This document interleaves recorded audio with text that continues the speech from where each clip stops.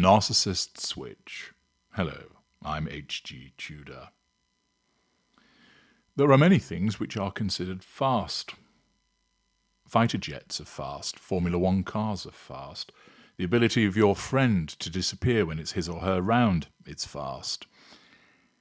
The speed of light is very fast indeed, as is also the transference of the monarchy once the king or queen dies to his or her heir. And also, ranking amongst those very fast things is the narcissist's switch. What is this? This is the ability of the narcissist to switch from being pleasant to being hate-filled, to being loving to being nasty, to flattering you to insulting you, from caring about you to offering no compassion. It's often said the narcissist is once an angel and then suddenly a devil and then can be the angel once again. What is behind this switch? Well, it's propelled by a number of factors. First of all, there is the fact that in the world of the narcissist, everything is black or white. There's no grey. You're either with the narcissist, under control, or against the narcissist, threatening control. You're only ever in one of those states. If you're under control and you're providing fuel and all the other aspects of the prime aims and not causing any problems, you're viewed as painted white. And therefore, the narcissist will continue to keep you under control with benign behaviours, flattering you, being kind to you, being funny, being interesting, taking you to pleasant places, buying you gifts, having sex with you, having great sex with you. However, should you threaten that need for control, be it either through the provision of challenge fuel or wounding, then the narcissist has to do something about it. The narcissist can't just sit there and allow this threat to control to go unchecked. The narcissist cannot allow not only the threat to control to go unchecked, but also the absence of fuel to continue. Something must address those matters and address it promptly. And this is where the narcissism responds on behalf of the narcissist by unleashing the ignited fury that lurks beneath the surface.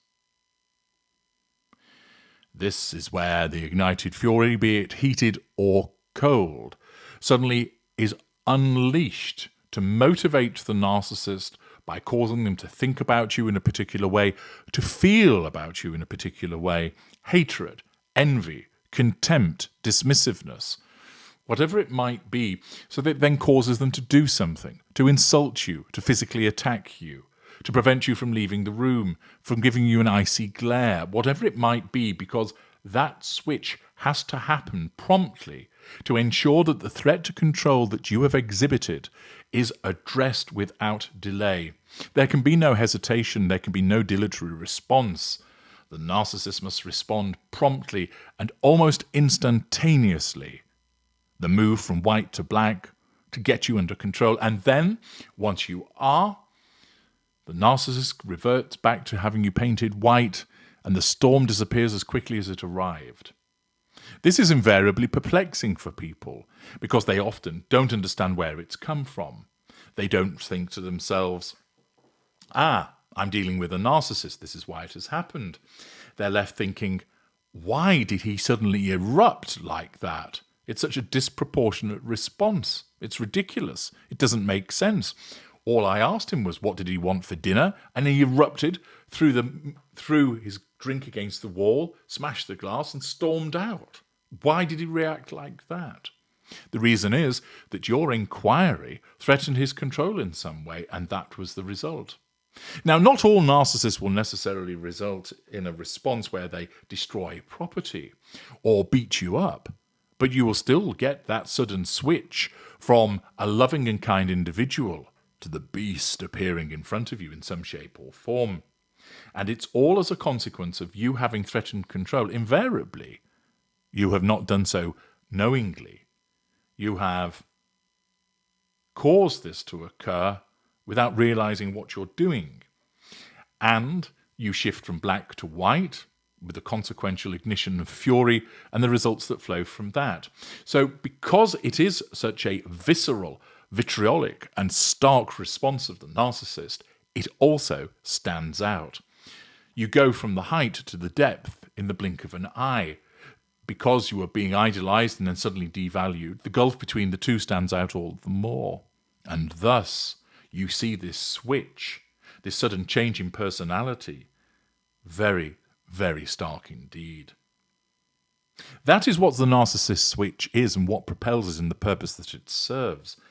And I'm going to take you now through a real-life example taken from the Guardian newspaper, which demonstrates the experience of one victim of a narcissist and the way that he would switch.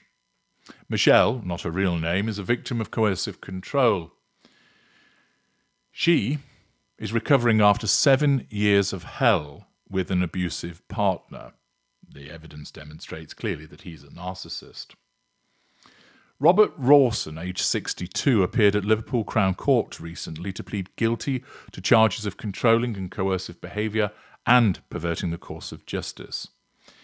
In a harrowing impact statement, his victim, Michelle, told the court that during their 7-year relationship, Rawson had put a tracking app on her car and phone, assertion of control, sending her dozens of texts and messages daily.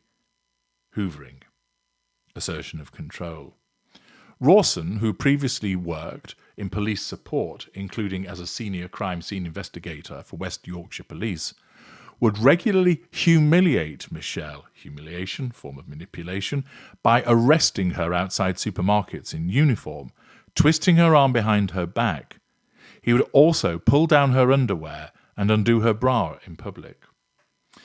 Not only is this a clear abuse of his position and power, but this is how he asserts control over her, utilizing his position within the police as a means to assert control over her and to humiliate her so that he draws a response from her.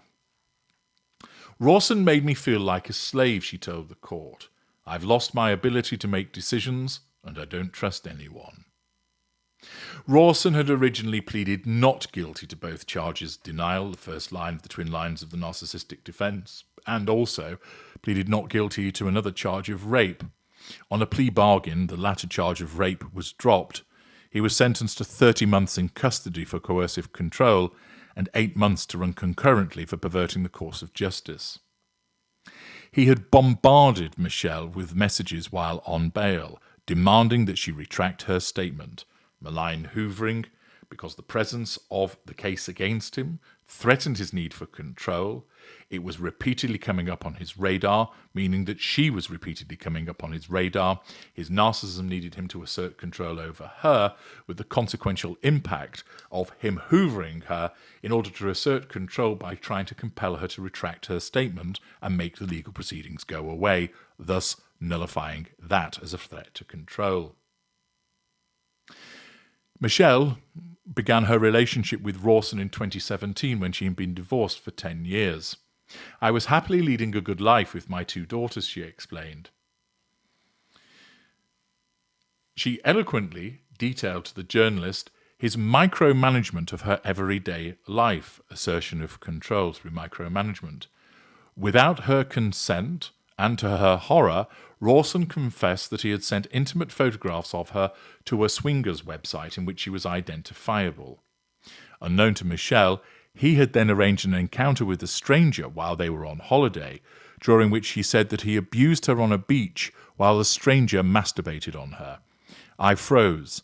It was Robert's fantasy. He viewed me as a prop.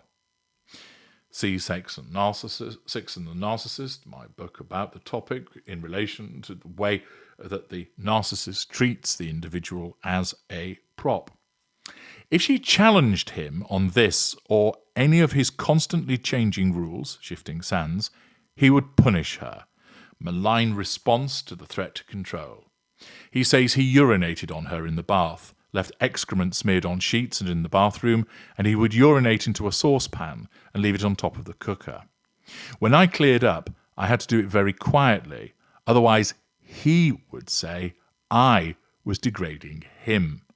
Victim mentality, projection. Robert was always the victim, the poor, broken child. Rawson's career with the police began in 2000. He spent 17 years at West Yorkshire Police, becoming a senior serious crime investigator. As a member of police support staff, his responsibilities including photographing victims of crime and crime scenes. He then spent a brief time working for the Border Force at Manchester Airport and later moved to the British Transport Police. He resigned the day before he was due to appear at a gross misconduct proceeding for his treatment of Michelle, nullification of threat to control by withdrawal. Robert drove a police vehicle and wore a uniform. He loved the power of it. His police position wasn't mentioned in court, and it should have been.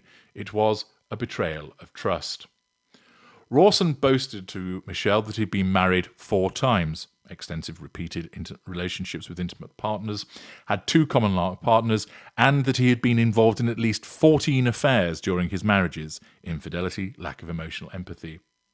"I'm sure there are more of his victims out there," Michelle said. "He could be free in months. Women need to know." When the journalist met her, she was warm and composed, but constantly close to tears. She said she was grieving.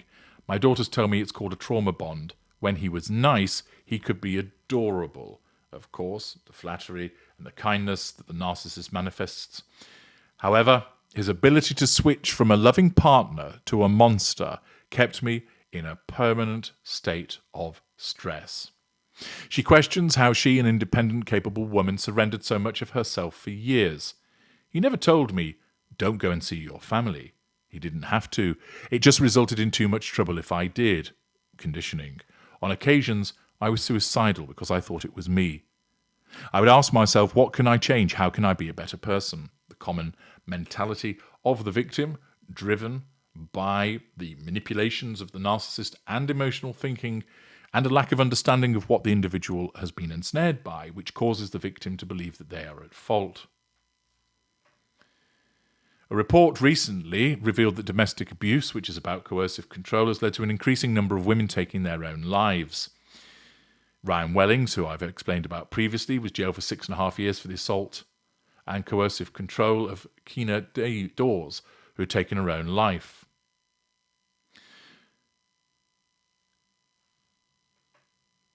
In this, Michelle explains, she would cook every day.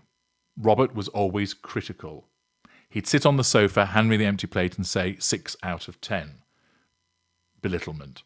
He'd say to our dog, "No, Trixie, it's not night time yet, it's just your mum standing near the window blocking out the light." Belittlement, triangulation with dog. I wasn't allowed to visit my GP because Robert said in a conversation about my menopause symptoms that I had implied he was no good in bed. If I reacted, he'd say I was a bunny boiler, insult, mad, insult, or had no sense of humour. He love-bombed me when we first met. I couldn't believe that this good thing was happening. Within 2 months he had proposed. Early proposal, red flag. In 3 months he had moved in. Early cohabitation, red flag. His ability to switch from a loving partner to a monster kept me in a permanent state of stress. My team at work could see me disappearing into a shell, but I kept defending him and normalizing his behavior. Once again, demonstrating the way that this switch in behavior kept her under control, the repeated fear of doing the wrong thing that causing him to erupt. What finally prompted Michelle to report Rawson to the police was fear. Last year she discovered that he was making online searches for swingers clubs in their next foreign holiday location. "I was terrified," she said. She emailed Merseyside police, who arrested Rawson that evening. Robert said, "Do you know anything about this, love?" When they arrived, he'd never called me love in 7 years. What made the case easier to build were the thousands of screenshot messages from Rawson backed up on Michelle's iCloud and never deleted, once again emphasizing the importance of keeping the evidence. Michelle is now trying to rebuild her life. She's paying Rawson's half of the massive mortgage as well as her own. He wants me to sell the house. I see that as more control. The couple had jointly contributed to everything else, including 2 cars and a caravan, all in Rawson's name, so money is now tight. I have mental scars that I don't think will ever heal, Michelle said, but I do have the support of my team and a wonderful family, so I hope so. A clear example of a narcissist in action, showing many narcissistic indicators that you are familiar with as a consequence of my work, and a demonstration of another individual who was kept under control because of the presence of the narcissist switch. I'm H.G. Tudor. Thank you for listening.